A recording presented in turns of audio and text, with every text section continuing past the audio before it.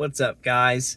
Hey, I want to clarify a little bit why a high-paying job is not the key to accelerating your path to financial freedom. I also want to clarify, all other factors even, the more money you make, the better, right?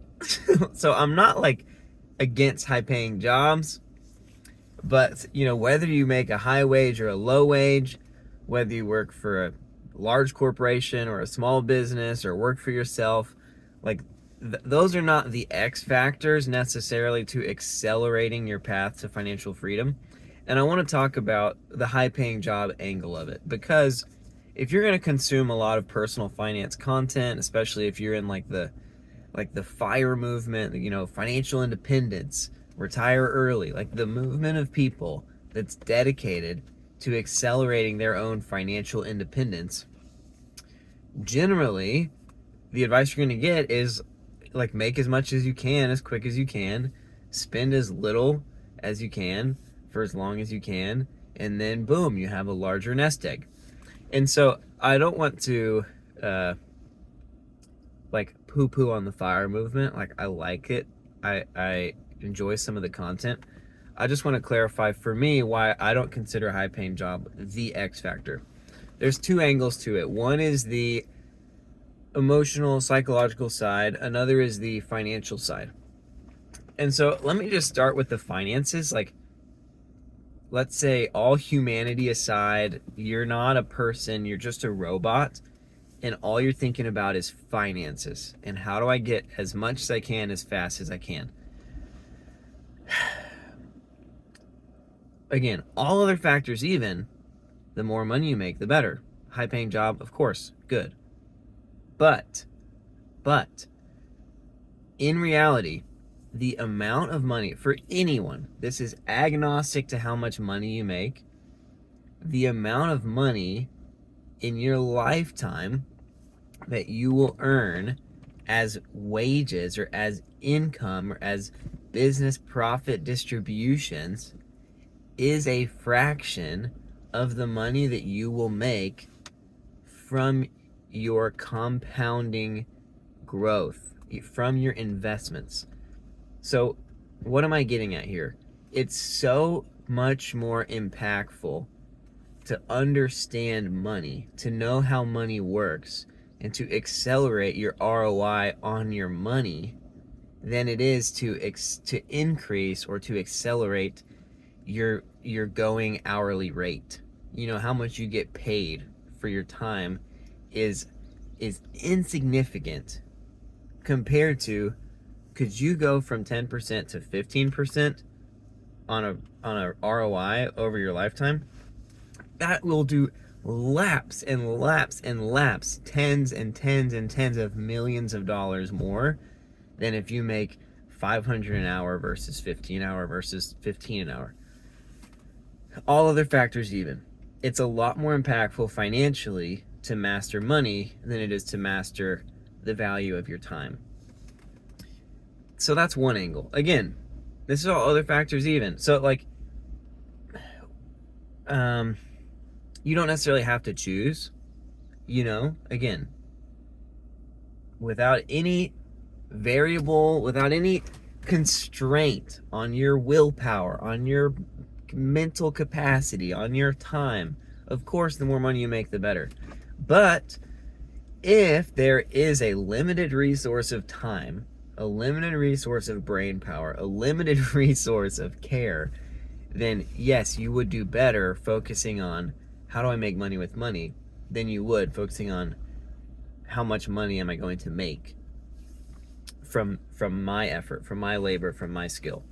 So that's one angle of it. Another angle of it financially is often the higher the wage that you make, also the higher the costs are associated with that wage. And some of them are time costs, a high-paying job might be really demanding in terms of how much of your week it's going to cost you, how much availability you're going to need to offer, even on nights or weekends or off the clock, vacations, whatever. And and that is significant, right? Because now we're talking about the limited resource of time. And if you have to give a higher percentage of your time to your wage growth, there is an opportunity cost that is very real in terms of, well, now I'm just going to have to hire out learning money. I'm just going to have to trust someone to do that for me because I don't have space to care about that myself. That would be the losing bet if you had to choose that. And often, the higher the wage, the stronger that tension is going to be in terms of your time. But also, there are often costs associated with a higher wage related to like actual spending. So it could be like actual expenses you have to make, like, oh, I have to wear a suit to this job and I have to buy my own suits. And those are not tax deductions. Clothes are not deductible. And even if they were a tax deduction, it's just what, 20% off, 30% off? It's not like it's free. So there could be like legitimate hard costs associated with a higher wage, but there are also just unspoken social costs. If you have a higher wage, there's a good chance that there's a peer group that comes with that, especially if you're in a large corporation, which if you're in a mom and pop business, you probably don't have a higher wage. And if you're your own business owner, maybe that's different. But if you work for a normal career path that has a high wage, like your peer group is handed to you and it's your class, there's a socioeconomic class that comes with a wage. When you're a business owner, no one really knows like how much you make, first of all, and it's a lot more isolated. So even if they did know how much you make, you're on your own. You're at the top of your own little umbrella of organizations. And so what I'm saying is, you have a lot more flexibility to live however you want without there being any type of ramifications to that. But within a high-paying wage that's a traditional wage or a corporate job, there are probably lifestyle expectations related to how you present yourself, what your teeth look like, what your car looks like, and they're not like hard and fast rules, but like what you do on a weekend, or if you go to happy hour or not. And you could just like, you could be the super against the grain person. It's like, even though everyone else does this with their time, everyone else golfs sometimes on Saturdays, everyone else drives like this, everyone else has a good smile, but my teeth need $30,000 of work, but I ain't gonna do it. Like, it will be harder. First of all, it'll be harder emotionally, but it'll be harder, like, just talking dollars. You might be costing yourself opportunities in terms of promotions, in terms of other job opportunities, when you intentionally swim upstream in the pool of people that you're in. Like it's harder to feel like you have total autonomy with your financial decision making, even where you live. I didn't even talk about that. So again, not hard and fast rules necessarily, but generally speaking, the higher the wage, the higher the socioeconomic bracket, and those come with expectations, not just socially, not just like outside of work, with other people from different jobs that happen to also be in your socioeconomic bracket, but even within work, within your peers, within your bosses, the way you're perceived. Like it's the corporate politics, right? It's, how do I play this game to accelerate my path to promotion, to accelerate my wage growth, to accelerate my financial freedom? And I'm just saying, it's expensive. It's expensive. And it's even more expensive, again, when you talk about the opportunity cost between wages and ROI.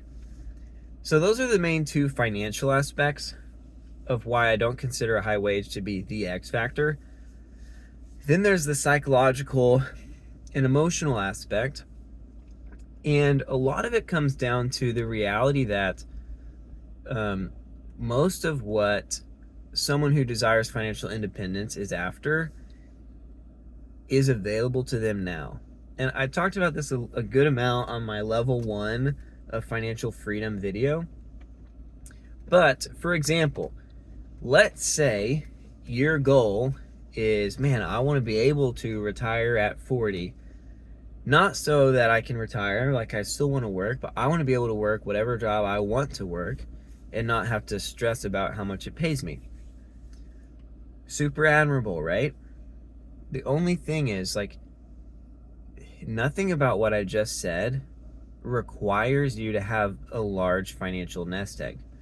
The large financial nest egg is not, what am I trying to say? What if you just did your job that you would want to do and you weren't worried about how much it pays you? But let's say you had $0 in the bank. Like, it's not mutually exclusive. You don't have to have $4 million in a nest egg in order to feel free to get whatever job you actually want to get. I'm not explaining this that well. Like, it's in me. But what I'm trying to say is, if you were just content to live within the means of the job that you had, even if it's a lower paying job, then you wouldn't require a $4 million nest egg. The reason why you require a $4 million nest egg is not because of intrinsic that's required for financial independence or that's required for financial freedom. Really, it's because that is what's required for your chosen lifestyle. So it's your spending. So you're coming into the equation saying, well, I must spend $100,000 a year, but I want to do this job that doesn't pay me $100,000 a year. So in light of that equation, let me do blank job and build up my nest egg, and then I can retire and do this other job that doesn't pay me that much, yada yada. The thing is, you didn't have to come in with that preconceived notion, I must spend $100,000 a year. It's like, well, what if you didn't? Like, is there a way where you could find gratitude and joy in this life without spending that much? If there is, then boom, financial independence is available to you right here, right now. Right here, right now. Like, emotionally, you don't, it's, yeah. A lot of people talk about financial independence and they're really like thinking about how much money can you spend from your investment account. Like, they're talking about lifestyle. They're talking about financial means. How much can you buy? But you can accelerate your path to financial independence, to financial freedom, far quicker through contentment on little than you ever could through accumulation of much. And the problem is also with the emotional side of accumulation is your lifestyle standards grow too, your expectations grow, and your peer group is growing, right? And why would you bow out of this other job that pays you so much, and now I'm going to restrain my income to blank, when now I've surrounded myself with these type of people and all of them have their sights on this, and now I'm going to feel like the outsider or the loser or the failure. It's just very rare. It's very rare that you could go from, I make 100,000 or 200,000, 300,000 a year. It's like, oh, I'm going to make 40. Like, are you really?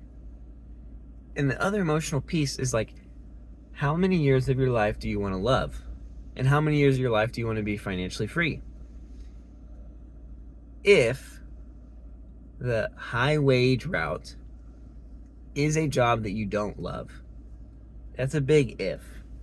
Okay, because all other factors even, if you're like, I could love any job in the world, then go ahead and just pick the one that pays the most. Like, if you're going to be deeply fulfilled and you're going to love it, and if you're like, you know what, I have an infinite capacity and I can understand money 10 times better than I can understand my job, no matter what my job is, then great. Take the super high paying job that's super demanding on your time, and because you're going to love it and you're not going to lose any opportunity cost on understanding how money works. But again, if it's not all equal, right? If you have to pick a path, I think your emotional experience of financial freedom will be accelerated significantly if you could just start viewing yourself now as retired. Like right now, I don't work for money. Right now, I'm going to work for what I want to do, irrespective of how much it pays me. And I can sustain that because of X, Y, and Z. We'll go into it more and more through financial coaching. If you could love your whole life, let's just say you start at 22 years old. Before that, you're existing. At age 22, if you could from then on love your life emotionally and feel free financially to do any job you want to do, or you could do 20 years where you're not thriving emotionally, where you're not doing what you want to do, where you feel frustrated about your work environment and you feel exhausted in your free time. And generally speaking, you have a love-hate relationship where you're trading away 2 decades in order to then at age 42 love the rest of your life and be able to do whatever you want. Like, which person loved more of their life? Like, the accumulation of assets didn't accelerate your financial freedom. It actually postponed it 20 years for a lifestyle. Like, financial freedom, oh man, that's a tough trade. I like high wages. I'm not trying to poo-poo high wages. I like them. The higher the wages, the higher the pages of stacks of whatever. Forget it. Emotionally, you accelerate financial freedom faster through contentment than you do through wage growth. That's really the gist of what I'm getting at there. There may be one other just kind of aspect. Yeah, loving your life, prioritizing work that's fulfilling. Emotionally, you're going to get a better ROI on that. And I think career-wise, I think financial growth-wise, there's like a Venn diagram here, and in the middle, the emotional side, the financial side, and in the middle is like your long-term income potential, I guess I would say. And what I'm getting at is, if you worked for passion, if you worked for fulfillment, like if you spent your time like the part of your brain that's stretching your brain, you're focusing on learning money, and then the passion and the like investment and the fulfillment is all going towards those things, like fulfilling things, passion things. The work is about the self-actualization more than it is the money. I do think in the long run, the money you'll get through your work could very well exceed the money you would have made through a high wage career path. Again, if the high wage career path is also your passion and your fulfillment, great. I mean, why are you even watching this? You know what I mean? Like, if you're loving it, keep loving it. You know what I'm talking about? And if you haven't decided yet and you're on this side of the fence and you're 18 and you're just thinking about, then great. Like, if you can cultivate passion and fulfillment for a high wage, go for it. But if you have to pick, the opportunities that come from like your development as an individual, your skill level, your expertise, like, you are the main driver of that, more so than the experiences on your resume, where you went to school, what your grades were. Like, your care is the X factor for your personal development. Now, you might get paid well through a high wage career path without ever having a deep level of personal development, a deep level of expertise, a deep level of care. But you might, if you spent 10 years or 20 years caring a ton about something super niche, like, you're going to know that thing better than anyone on the planet. And your ability to extrapolate that into legit income is easy at that point. It's easy. And it doesn't even have to be in replacement of a traditional job. Like, it could just be a little coaching thing you do on a few weekends a year or one evening a week. Like, when you actually have cultivated a passion and a skill and an expertise, and you chose it, it wasn't forced on you, like, you pursued it, then you have something super, super valuable.